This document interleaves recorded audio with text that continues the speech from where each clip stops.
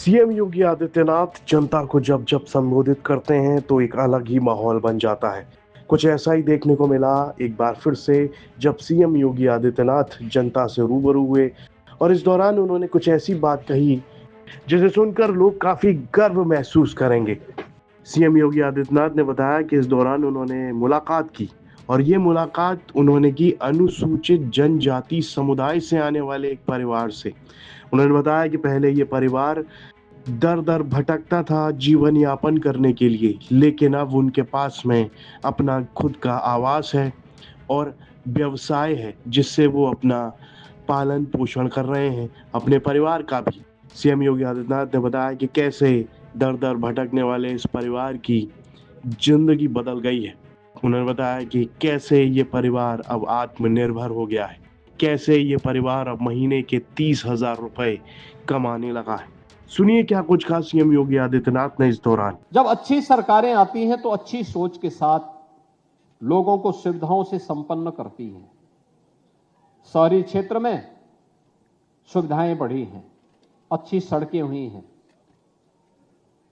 स्वच्छ शहर बने हैं, पेयजल की सुविधा बढ़ी है, यातायात की सुविधा बढ़ी है, स्मार्ट सिटी के लक्ष्य को प्राप्त किया गया है। पहली बार स्ट्रीट वेंडर के लिए भी पीएम स्वनिधि का लाभ प्राप्त हो रहा है और हर जरूरतमंद के लिए एक आवास की सुविधा का लाभ। ये केवल एक आवास नहीं है, ये संपूर्ण स्वावलंबन का आधार भी है। याद करिए, हर एक व्यक्ति की अभिलाषा होती है कि मैं अपने जीवन में अपने लिए एक आवास बना लूं।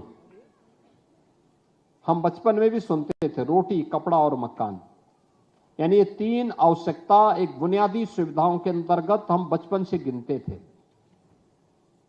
रोटी रोजमर्रे की उसकी आवश्यकता का पूर्ति करता है, कपड़ा उसके दैनिक आवश्यकता की पूर्ति का माध्यम बनता है और मकान उसके सिर को ढकने के लिए सर्दी से, गर्मी से, बरसात से, किसी भी प्रकार के सुरक्षा से उसको एक समुदाय के रूप में एक जगह एक छत के नीचे अपने परिवार के साथ वह रह सके, सुरक्षित वातावरण में रह सके, इसके लिए सुविधा उसे उसकी तमन्ना रही है।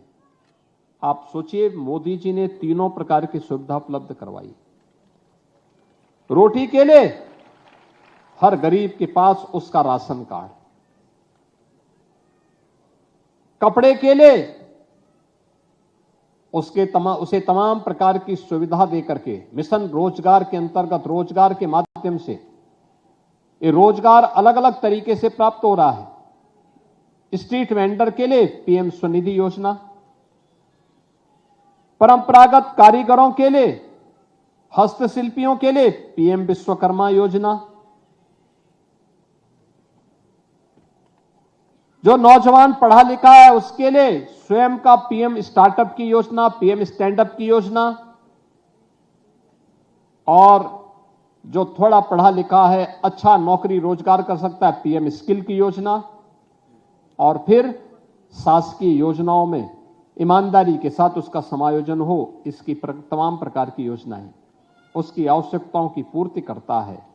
और मकान के लिए यह प्रधानमंत्री आवास योजना, प्रधानमंत्री आवास योजना के साथ साथ कुछ लाभार्थी ऐसे थे, कुछ समुदाय ऐसे थे जो छूते थे, उनको हमने मुख्यमंत्री आवास योजना के साथ भी उन्हें जोड़ करके उससे लाभान्वित करने का प्रयास किया। सीएम योगी आदित्यनाथ के कार्यकाल में देखा गया है कि जिस तरह से युवाओं को रोजगार मिल रहा है, साथ ही इस दौरान चिकित्सा या फिर हो शिक्षा विभाग, सभी में जो है लगातार प्रगति देखने को मिल रही है। उत्थान हो रहा है बच्चों का, लोगों का, बुजुर्गों का, सभी का यहाँ पर एक विकास होता हुआ दिख रहा है। हाल के दिनों में सीएम योगी आदित्यनाथ कहते हुए भी देखे गए थे, उत्तर प्रदेश में अब नौकरियों की बारिश हो रही है क्योंकि लोग अब आत्मनिर्भर हो रहे हैं।